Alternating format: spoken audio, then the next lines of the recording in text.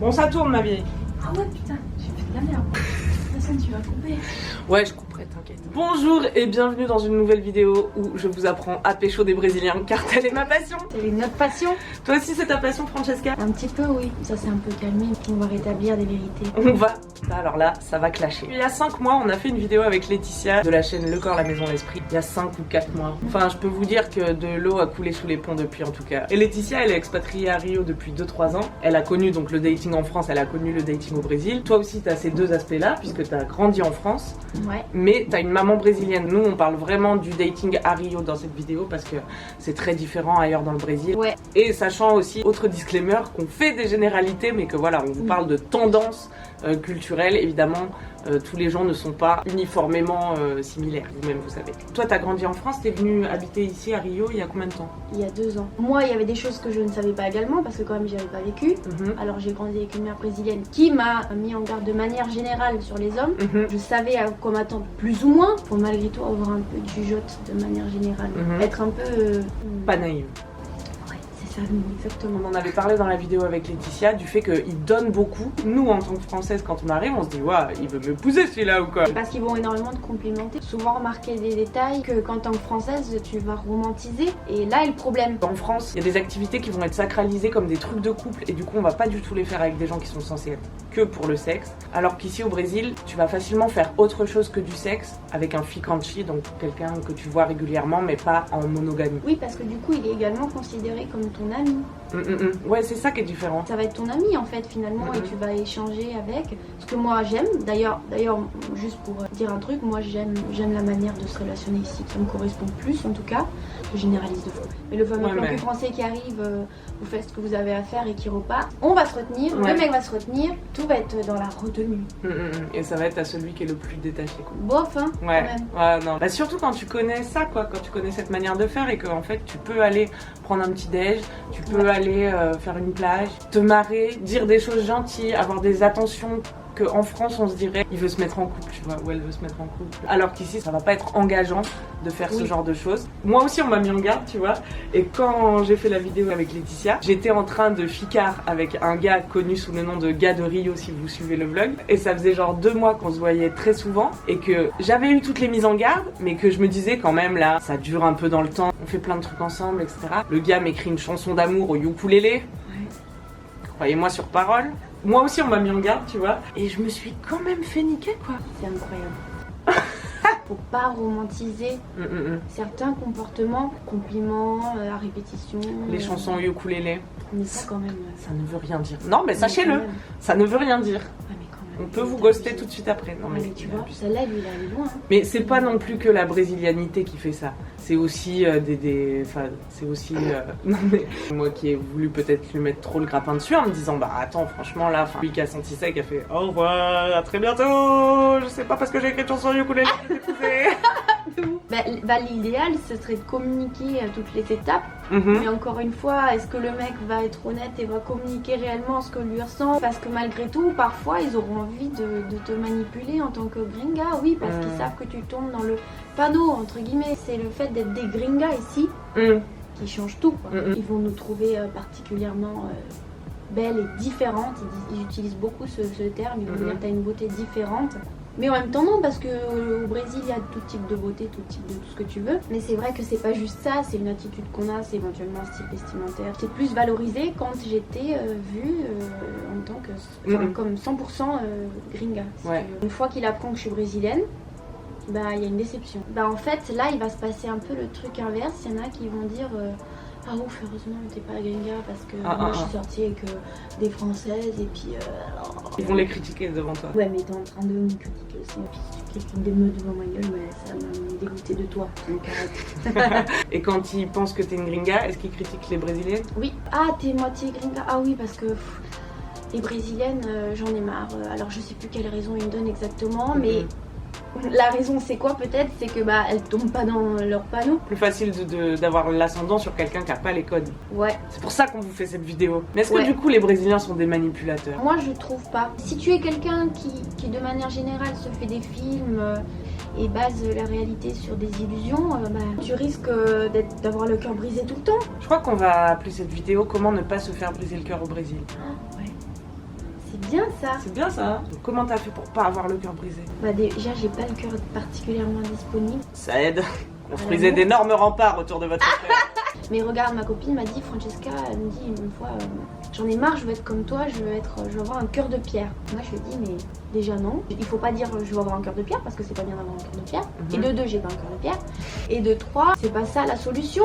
Et en fait, il faut juste comprendre que c'est différent tout simplement, et il faut pas se dire ok, du coup je vais complètement me fermer et je vais devenir insensible à tout. Si tu veux, j'ai pas d'envie d'être en couple maintenant, donc forcément bien évidemment tous ces gars que j'ai vus, c'est des mecs très cool, très sympas, avec qui je suis amie. Si quand on se voit dans la rue, tu l'as même pas vu, câlin, tu m'as manqué, qu'est-ce que t'as fait, nanana. Mais il n'y a pas des ficanchi avec qui t'as dû entre guillemets rompre? Ça c'était au Portugal, mais c'était un ficanchi brésilien avec qui j'ai été pendant 7 mois.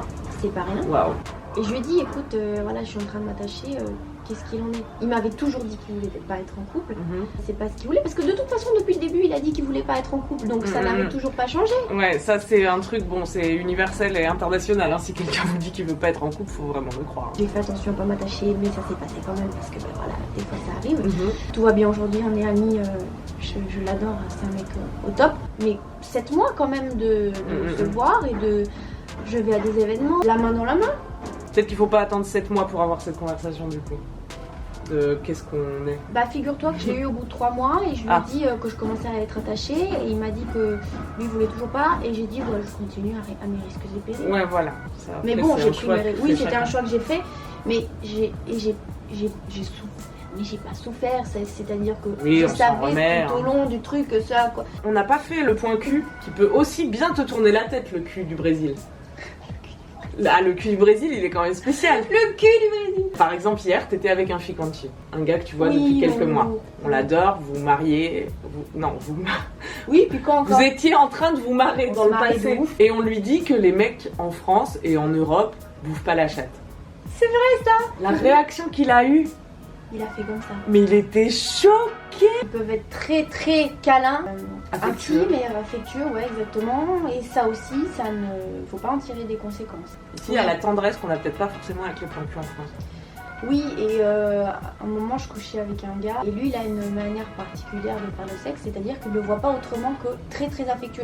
Et c'est sa manière à lui de donner de l'affection, ce qui est plutôt beau finalement, dans le sens où je donne inconditionnellement mon affection à toutes les filles que j'apprécie. Par contre, un jour, je lui ai dit, est-ce qu'il y a des nanas, donc des brésiliennes, j'ai spécifié, qui tombent amoureuses? Il me dit, ben oui, mais bien sûr. Même des filles qui sont d'ici avaient tendance à interpréter ça en croyant que cette manière-là de faire du sexe signifiait quelque chose de plus. Faut pas oublier aussi qu'ici, les gens à Rio, en tout cas surtout dans ce quartier, à Santa Teresa, il y en a qui sont en couple libre. Il faut savoir supporter les conséquences que ça peut avoir. Tu peux voir le lendemain le mec avec qui t'as couché, avec sa copine officielle avec qui il est depuis longtemps, ou alors d'autres ficanchi qu'il aura. Il faut se dire, il est à moi ce soir, mais demain, déjà personne n'appartient à personne. Profitons de l'instant présent parce que il y a que ça qui nous est donné. Mais l'instant présent que les gars avec qui tu dates t'offrent, il est de qualité, de meilleure qualité que l'instant présent français, non? Puisqu'en France, t'es là à faire attention à que t'aies pas l'air de t'attacher, etc.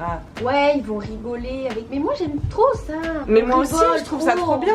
C'est pas que la culture brésilienne elle est pas bien ou que la culture française elle est pas bien, mais c'est le choc des deux fait que il faut peut-être pas se lancer dans du dating de haute voltige si on n'a pas les épaules de prendre les choses entre guillemets à la légère. Oui. En tout cas, avec légèreté, pas à la légère mais avec légèreté. Avec légèreté, oui. Oui. Bah, à la légère non, parce que malgré tout, il y a ça reste des relations et des sentiments et des responsabilités. Exactement. Et tu as une responsabilité affective malgré tout. Toujours bien d'essayer de ne pas blesser l'autre, mais encore une fois, il y a des mecs qui vont s'en foutre complètement de te blesser. Ouais. Si t'es quelqu'un qui a un manque affectif, encore faut-il s'en rendre compte, bah ça peut être dur et ça peut être dur. Mais ça en France aussi. Dans tous les pays on peut souffrir de l'amour, hein. Ça c'est bien le point commun. Ça c'est clair. Il faut faire un travail sur soi.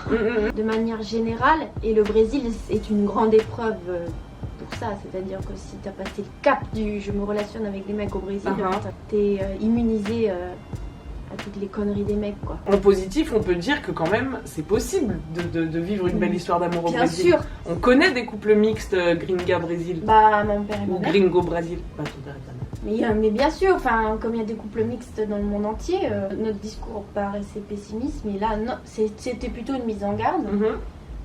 Mais pour dire que laissez-vous aller, et puis tout peut arriver, et de très belles choses peuvent arriver. Ça, c'est une belle conclusion. Il faut s'attendre à rien. Ben voilà, c'est tout, c'est facile. Quand on s'attend à rien, on n'est pas déçu. C'est ça, faut pas avoir d'attente. Faut kiffer sans se préoccuper du résultat.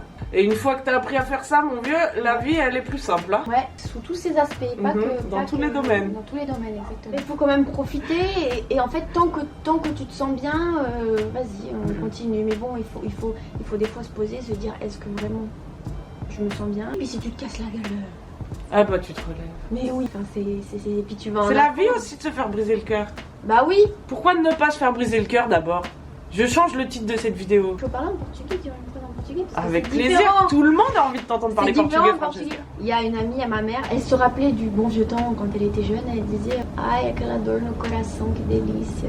Genre, elle se rappelait de ces douleurs de cœur et elle disait ai que delícia. Que délice. Que saudade. Genre comme si c'était un sentiment, un bon sentiment positif. Tu te fais briser le cœur, mais après t'en as des bons souvenirs et t'en rigoles après. Mais ça reflète encore une fois le Brésil et les musiques de samba où tu t'enjailles sur de la mélancolie. T'as des musiques avec des rythmes de samba et en fait les paroles qui sont atroces quoi, de souffrance. C'est la vie quoi. La vie ne serait-elle pas une samba, Francesca, finalement? Ouais. Ah, j'adore. J'ai peur d'avoir dit. Non, c'était trop bien. Un pouce en l'air si vous trouvez que Francesca a pas dit de la merde dans cette vidéo, ça lui fera très plaisir. C'était ta première vidéo YouTube? Oui. Ah, merci. Qu'est-ce que les femmes magnifiques là. Ouais, j'ai un nez, frère. T'as un nez? Mais regarde, moi aussi, j'ai pas un nez. J'ai un nez, les gars. On va de nez, mets-toi de profil. Bon, merci à tous, merci d'avoir regardé cette vidéo jusqu'au bout. Si vous avez d'autres questions à poser à Francesca, mettez-les en commentaire. Il va répondre aux gens s'ils ont besoin de précision. Éventuellement, mais je suis pas non plus... Et puis t'ouvres ta chaîne bientôt en plus, donc... Oui, et puis quoi encore? J'ai J'aimerais pas la trop. science infuse et je suis pas une pro des trucs au Brésil. Hein. Je me Non, casse mais la gueule aussi. Et tu te casses la gueule aussi, et tout ce que tu nous as raconté là, c'était basé sur ton expérience personnelle, ce n'est pas la vérité. Je serai rentrée en France quand je posterai cette vidéo. Ouais. Ne ratez pas le vlog de dimanche, prenez soin de vous. Ciao. Ciao.